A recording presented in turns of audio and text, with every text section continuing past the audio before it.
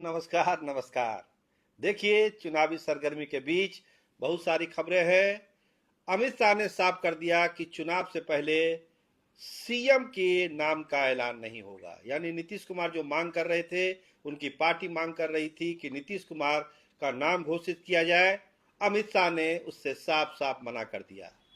और एक hot seat Jamui, जिसके लिए राजद ने अपना टिकट दे दिया है। तो कौन है प्रत्याशी, उसका नाम भी हम आपको बताएंगे। लेकिन जमुई का सस्पेंस खत्म हो गया है, वहां के उम्मीदवार का ऐलान कर दिया गया है। झाझा के उम्मीदवार को लेकर भी अंतिम बातचीत जारी है। तो जमुई और झाझा पर भी हम आएंगे। लेकिन एक खबर, बड़ी खबर आ रही है कि आईपी गुप्ता को तेजस्वी यादव का फोन आया है और एक बार फिर आईपी गुप्ता और तेजस्वी यादव के बीच बातचीत हो रही है। मतलब जो गाड़ी पटरी से उतर गई थी, लगता है कि एक बार फिर से वो गाड़ी पटरी पर आ गई है। खेसारी लाल यादव छपरा से चुनाव लड़ेंगे, इसका भी ऐलान हो गया है।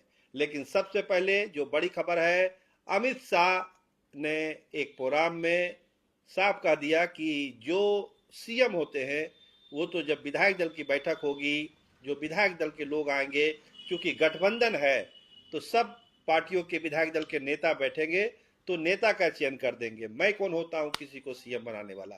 यानी एक बार फिर वही गोल बोल जवाब जो एक बार और उन्होंने दिया था कि ये तो बीजेपी की पार्लियामेंट्री बोर्ड की बैठक तय करती है कि सीएम कौन होगा। आज वही जवाब एक बार दूसरे तरीके से अमित शाह ने दिया कि सब पार्टियों के गठबंधन है तो सब पार्टियों के विधायक दल के नेता बैठेंगे, वो तय करेंगे कि बिहार का अगला मुख्यमंत्री कौन होगा। यानी एक बार फिर नीतीश कुमार को और उनके पार्टी को निराशा हाथ लगी है। अब इसका कितना प्रभाव चुनाव पर पड़ेगा, ये तो आने वाला वक्त बताएगा। लेकिन फिलहाल अमित शाह ने अपने इरादे साफ कर दिए हैं। आइए जमुई पर लौटते हैं।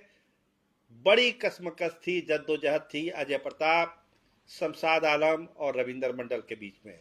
तो इन तीनों के बीच लगता है कि शमशाद आलम ने बाजी मार ली है और शमशाद आलम राष्ट्रीय जनता दल के प्रत्याशी होंगे जमुई विधानसभा क्षेत्र से।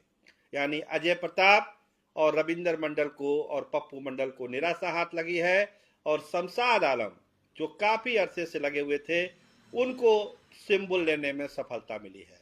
देखिए, अब्दुल बारी सिद्दीकी, जयप्रकाश यादव, विजय प्रकाश, सब लोग लॉबिंग कर रहे थे शमशाद आलम के लिए।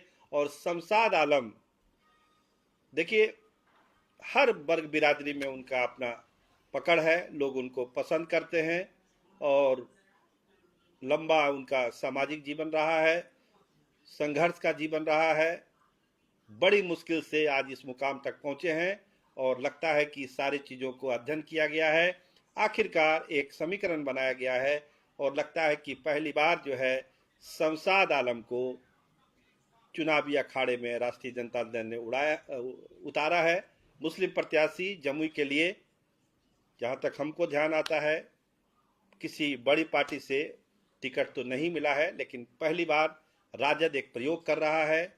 शमशाद आलम को जमुई के अखाड़े से उतारा जा रहा है।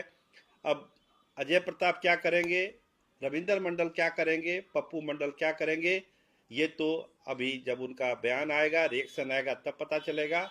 लेकिन लगता है कि जमुई को लेकर एक फैसला हो गया है और शमशाद आलम को राष्ट्रीय जनता दल ने जमुई विधानसभा क्षेत्र से अपना प्रत्याशी बनाया है। श्रेयसी सिंह जो बीजेपी की उम्मीदवार है, उनसे उनका मुकाबला होगा। बहुत सारे निर्दलीय उम्मीदवारों ने भी नामांकन भर दिया है वहां से। खोखन सिंह ने भी निर्दलीय उम्मीदवार के रूप में अपना प्रत्याशी उतरे हैं मैदान में। जनसुराज के भी प्रत्याशी उतरे हैं मैदान में। तो ढेर सारी, शाहजी जो है जनसुराज से, वो उतरे हैं। तो ढेर सारे प्रत्याशी जमुई के अखाड़े में हैं। लेकिन इंतजार हो रहा था आरजेडी के पहलवान का।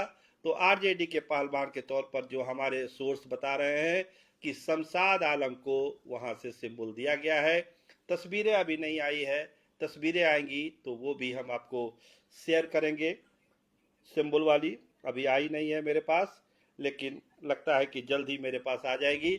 इसके बाद हम बात करेंगे झाझा की, जहां से बातचीत एकदम अंतिम दौर में है। जयप्रकाश यादव या विजय प्रकाश, कौन होगा प्रत्याशी। इस पर एक अंतिम मोहर लगनी है। इन दोनों के बीच बचिया का भी नाम आता है, जयप्रकाश जी की बेटी का। तो लेकिन इतना तय है कि इसी फैमिली के बीच में से ये टिकट बंटना है। अब किसका भाग उदय होता है ये तो कुछ घंटों में पता चल जाएगा।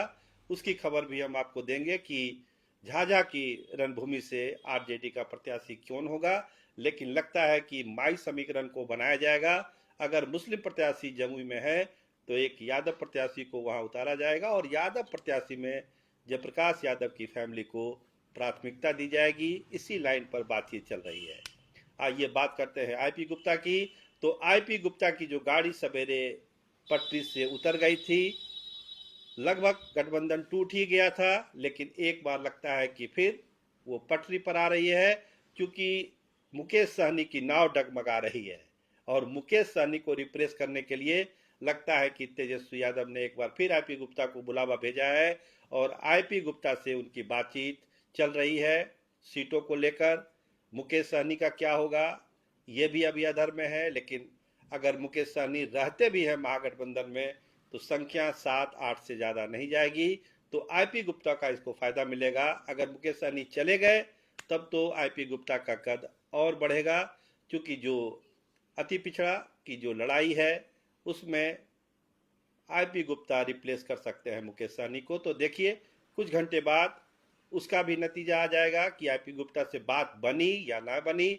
आईपी गुप्ता अकेले मैदान में उतरेंगे या फिर महागठबंधन का वो पार्ट होंगे और जो पावर कॉरिडोर है मुकेश सहनी और आईपी गुप्ता एक दूसरे को बैलेंस करेंगे। ये भी एक आध घंटे में इसकी भी सूचना आ जाएगी।